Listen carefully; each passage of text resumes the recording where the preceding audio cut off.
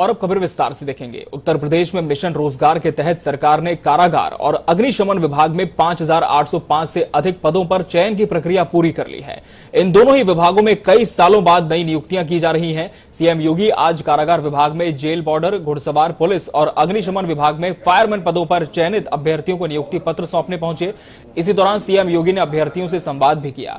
उत्तर प्रदेश में बीते 4 सालों में 4 लाख से अधिक युवाओं को सरकारी नौकरियां दी गई हैं। रोजगार देने के उद्देश्य से युवाओं के लिए मिशन रोजगार चलाया गया है।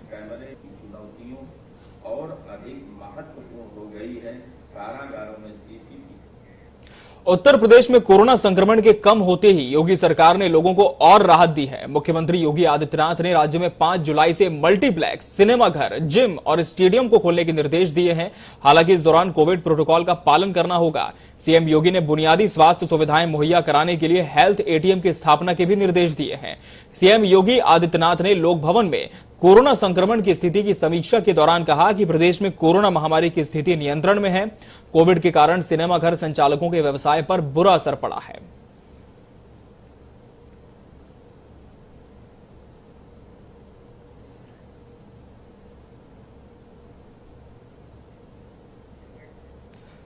पांच जुलाई से कुछ और रियायतें दी जाएगी आम लोगों को। आम लोगों के लिए मल्टीप्लेक्स, सिनेमा हॉल सभी खोलने के निर्देश है, लेकिन प्रोटोकॉल का पालन करना होगा। उत्तराखंड में बीजेपी का संकट थमने का नाम नहीं ले रहा है। 3 महीने पहले सीएम बदलने के बाद अब पार्टी के सामने फिर से नेतृत्व का संकट आ खड़ा हुआ है। उत्तराखंड के मुख्यमंत्री तीरथ सिंह रावत ने बीजेपी अध्यक्ष जेपी नड्डा को पत्र दिया है। इस पत्र में उन्होंने कहा कि वो संवैधानिक संकट के चलते सीएम पद से इस्तीफा देना चाहते हैं। उन्होंने कहा कि राज्य में संवैधानिक संकट पैदा हो गया है, ऐसे में उनका इस्तीफा स्वीकार कर लिया जाए। फिलहाल पहाड़ पर सियासी तूफान चरम पर है। तीरथ सिंह रावत देहरादून लौट चुके हैं और सूबे में जारी गुप्त बैठकों के दौर के बीच केंद्रीय कृषि मंत्री नरेंद्र सिंह तोमर को पर्यवेक्षक नियुक्त कर दिया गया, जो शनिवार दोपहर तक देहरादून पहुंचने के बाद विधायक दल की बैठक में शामिल होकर आगामी नाम की चर्चा करेंगे। आपको बता दें कि जल्द ही राज्यपाल से मुलाकात भी करेंगे तीरथ सिंह रावत।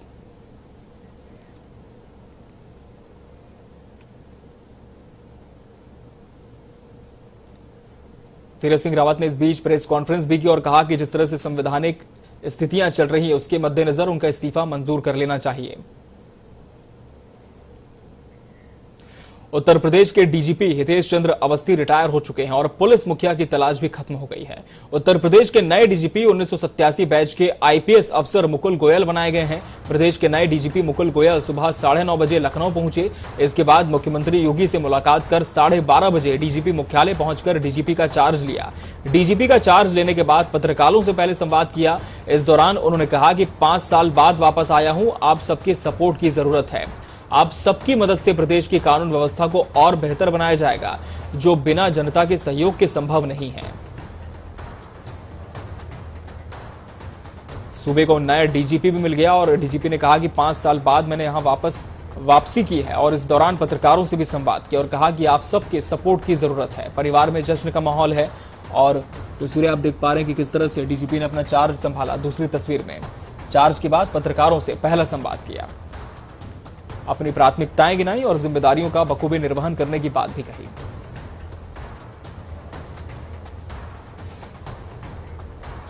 प्रदेश की जनता को मैं एक स्वच्छ पुलिस प्रशासन देने की कामना रखता हूं। प्रदेश की जनता को मैं एक स्वच्छ पुलिस प्रशासन देने की कामना रखता हूं। लखनऊ में डिप्टी सीएम केशव प्रसाद मौर्य ने सराहनीय काम किया है। दरअसल डिप्टी सीएम ने अपने कालिदास मार्ग स्थित आवास के बाहर एक दिव्यांग महिला को देखकर रुक गए और महिला से बात करने पर पता चला कि उसे अपनी बीमारी के लिए आर्थिक मदद चाहिए थी। वहीं डिप्टी सीएम ने अधिकारियों को महिला की मदद करने के निर्देश दिए।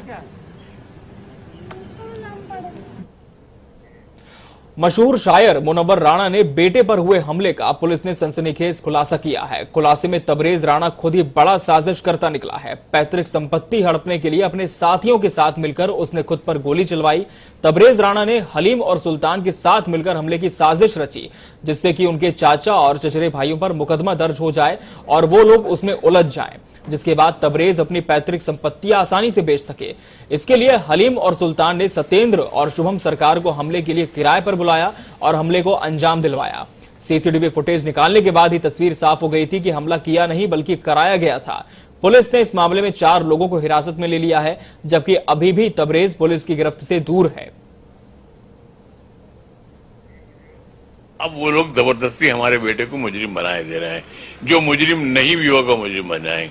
जो हमारे भाई चाहते थे हमारे ऊपर मुकदमे कर रखे हैं जमीन के, मकान के, और उन जमीनों के मुकदमे जो हमारी बनाई हुई थी, और मालूम हुआ कि वो पुलिस उनके साथ अपना मिल करके हमारे बेटे पर सब साबित कर दिया, ये है वो है वो है।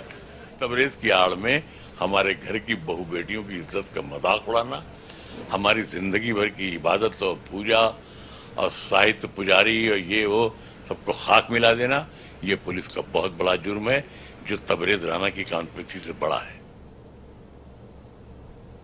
ये मां और बहनों की गलत तरबियत की वजह से, और ये कुछ हमारी पुश्तैनी जमीनें हैं यहां पर, उन जमीनों पे उसकी निगाह आ गई और उसे भूमाफिया बनने का शौक हो गया है। इन लोगों ने एक साजिश रची, बचकानी साजिश, के अपने ऊपर गोली चलवाई जाए और सारे चचाओं को, इवन जितने नोटिस में नाम है, हमारे 4 भाई और 1 भाई जो इस दुनिया में नहीं है उसके बेटे को, सबको नामजद कर दिया ताकि हम लोग अरेस्ट हो जाएं, और अरेस्ट होने के बाद अपने बाप का गलत नाम इस्तेमाल करके हम लोगों को सरेंडर करवा ले और वो हमारी जमीनों पे जैसे चाहे जो चाहे वो करे। उत्तर प्रदेश में आगामी विधानसभा चुनाव को लेकर सभी पार्टियां तैयारियों में जुट गई है। जहां बीजेपी चुनाव को लेकर लगातार बैठक कर संगठन को मजबूत करने में लगी है, वहीं शिवसेना भी यूपी चुनाव को लेकर मैदान में कूद चुकी है। शिवसेना यूपी, गोवा और गुजरात में चुनाव लड़ने का फैसला कर चुकी है। शिवसेना अगले साल यूपी में होने वाले चुनाव में बीजेपी को टक्कर देने की स्ट्रेटेजी बना रही है। बताया जा रहा है कि आगामी चुनाव में शिवसेना लगभग 200 सीटों पर अपना उम्मीदवार उतारेगी।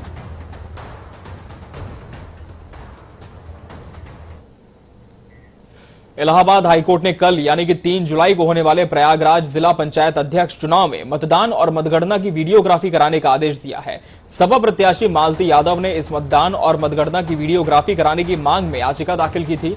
याचिका की सुनवाई न्यायमूर्ति मनोज मिश्र तथा न्यायमूर्ति दिनेश पाठक की खंडपीठ ने की। याचिका में कहा गया कि मतदान के दौरान गड़बड़ी की जा सकती है, इसलिए वीडियोग्राफी कराई जाए। निर्वाचन आयोग के अधिवक्ता तरुण अग्रवाल का कहना था कि सरकार ने पहले ही शासनादेश जारी किया है, याचिका व्यर्थ में दाखिल की गई है, जिस पर कोर्ट ने इसी आदेश के साथ याचिका निस्तारित कर दी है। आपको बता दें कि कल शाम 3 बजे तक जिला पंचायत अध्यक्ष चुनाव का मतदान होगा और 3 बजे के बाद मतगणना होगी।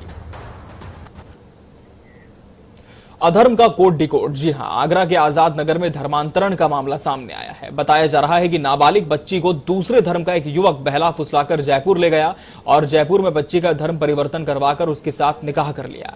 साथ ही युवक ने नाबालिग का फर्जी आधार कार्ड बनवा दिया। आपको बता दें कि युवक नाबालिग को भगाने से पहले उसके घर में यादव बनकर रुका था। इस पूरे मामले में युवक का परिवार उसके साथ शामिल था। उत्तर प्रदेश सरकार के मंत्री उपेंद्र तिवारी ने आज समाजवादी पार्टी के नेता अंबिका चौधरी पर अमर्यादित टिप्पणी की है। उपेंद्र तिवारी ने तंज कसते हुए कहा कि अंबिका चौधरी ने कितने बाप मां और बहन बदले, तब जाकर वो राजनीति में आए हैं। ये बातें उन्होंने पीडब्ल्यूडी डाक बंगले में कही। उपेंद्र तिवारी यहां बीजेपी के विधायक और मंत्रियों से बात कर रहे थे। इसी दौरान उन्होंने अंबिका चौधरी पर जुबानी हमला किया।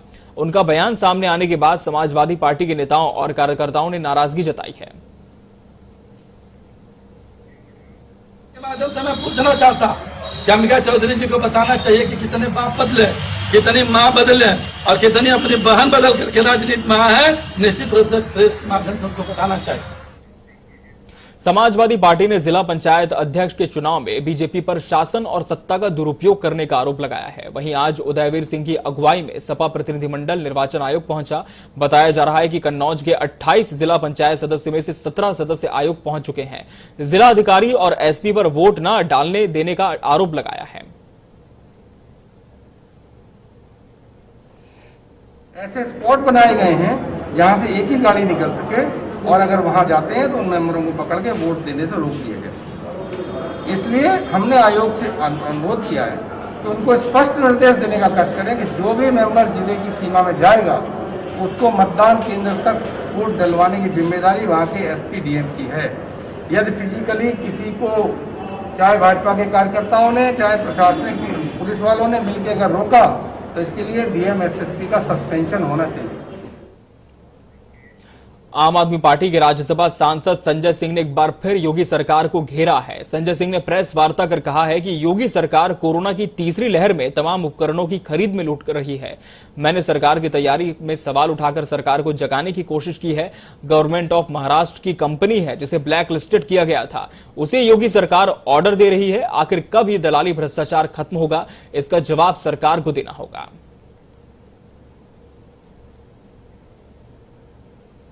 कोरोना की महामारी के दौरान मैंने ऑक्सीमीटर, थर्मोमीटर, पीपीई किट और तमाम चिकित्सीय उपकरणों में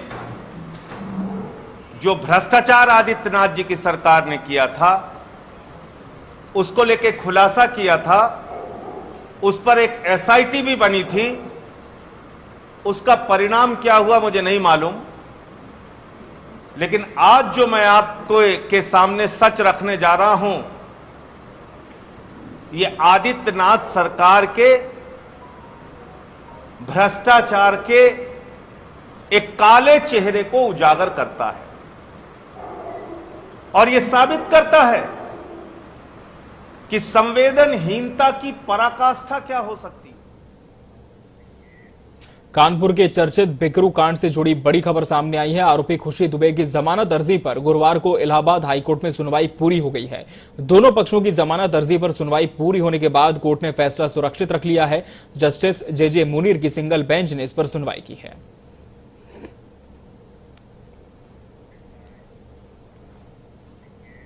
खबर सीतापुर से है, जहां जीआरपी पुलिस को बड़ी सफलता मिली है। दरअसल जीआरपी पुलिस ने 13 नाबालिग बच्चों को तस्करी करने वाले गिरोह से छुड़वाया है और 4 शातिर आरोपियों को पकड़ा है जो बच्चों को बहला फुसलाकर मजदूरी करवाने के लिए दूसरे प्रदेश भेजा करते थे। मुखबिर की सूचना पर पुलिस ने दिल्ली जाने वाली ट्रेन की चेकिंग की, जिस दौरान बच्चों को बचाया गया। वहीं जीआरपी प्रभारी का कहना है कि आरोपियों पर कई धाराएं लगाई गई हैं। राष्ट्रीय रेलवे पुलिस सीतापुर से कंट्रोल रूम मुरादाबाद से उनको सूचना प्राप्त हुई थी कि एक गाड़ी संख्या 12407 जो न्यू जलपाईगुड़ी से अमृतसर तक जाती है, उसमें कुछ बच्चों को अवैध रूप से लाया जा रहा है, जिनसे उनको मानव तस्करी या उनसे बाल श्रम कराने की सूचना है। इस सूचना पर राजकीय रेलवे पुलिस के प्रभारी निरीक्षक रिजवान खान के द्वारा हम लोगों को भी सूचित किया गया और संयुक्त रूप से इसकी हम लोगों के द्वारा उनको छानबीन की गई स्टेशन सीतापुर आने पर। तो उसमें 13 अदद नाबालिग बच्चे और 4 बालिग जो उनको साथ ले जा रहे थे उनको पकड़ा गया है, जिनके खिलाफ राजकीय रेलवे पुलिस में मामला पंजीकृत किया गया है।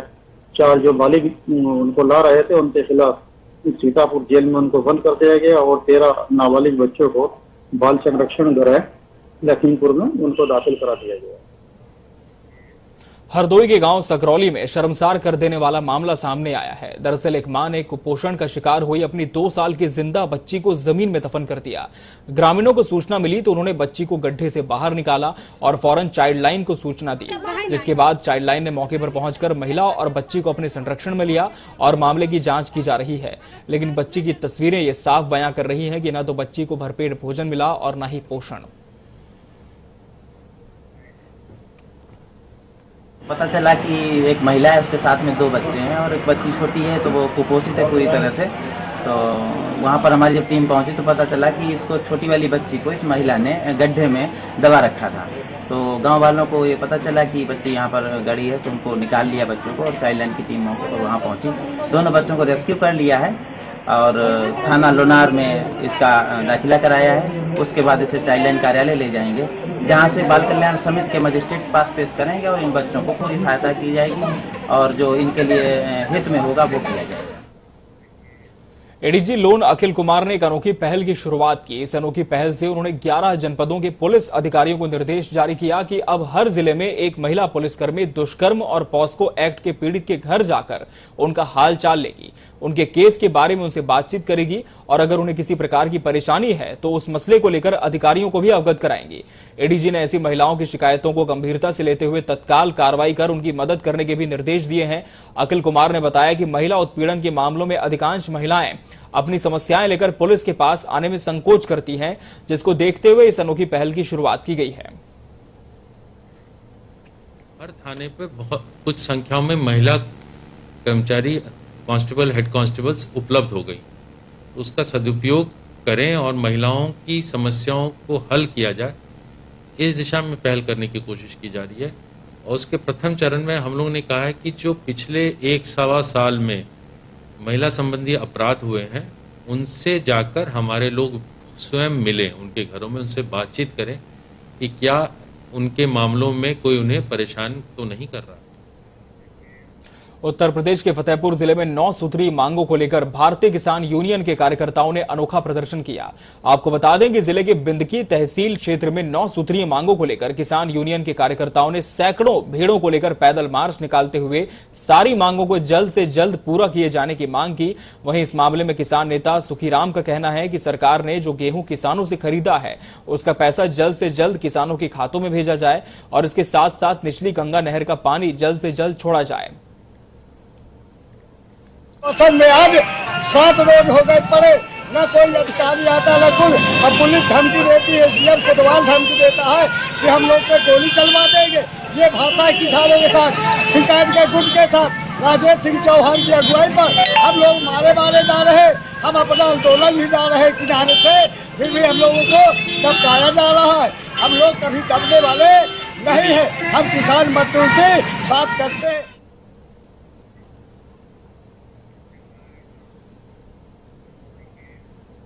अंबेडकर नगर के गांव सिद्धार्थनाथ में क्रिकेट खेलने को लेकर मारपीट का मामला सामने आया है। इस दौरान 2 लोगों का सिर पर गंभीर चोट लग गई और 6 लोग घायल हो गए। सूचना मिलते ही मौके पर स्थानीय पुलिस पहुंची और घायलों को इलाज के लिए अस्पताल में भर्ती करवाया। वहीं पुलिस मामला दर्ज कर जांच में जुटी है।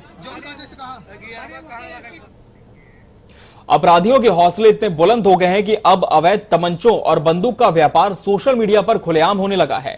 आगरा से ऐसी ही एक तस्वीर सामने आई है, जहां खुलेआम फेसबुक पर तमंचा बेचा जा रहा है। देसी बॉय गैंगस्टर नाम से ये फेसबुक आईडी से तमंचा बेचा जा रहा है। इसके साथ ही एक फोन नंबर भी दिया गया है, जिसके माध्यम से तमंचा उपलब्ध कराने की बात कही जा रही है। ऐसे में सवाल ये उठता है कि क्या अपराधियों को अब कानून का डर नहीं है, या फिर उनकी शह पर यह व्यापार किया जा रहा है? कार्रवाई क्यों नहीं हो रही है?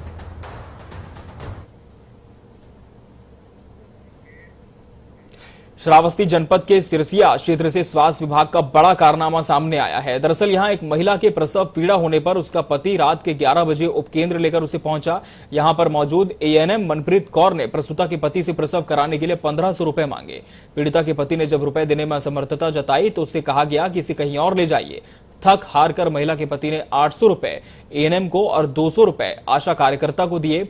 फिर भी एएनएम ने प्रसूता को 2 महीने पहले एक्सपायर हो चुका इंजेक्शन लगा दिया। प्रसूता के पति ने जब इसकी शिकायत एएनएम से की तो उसे डांट कर भगा दिया।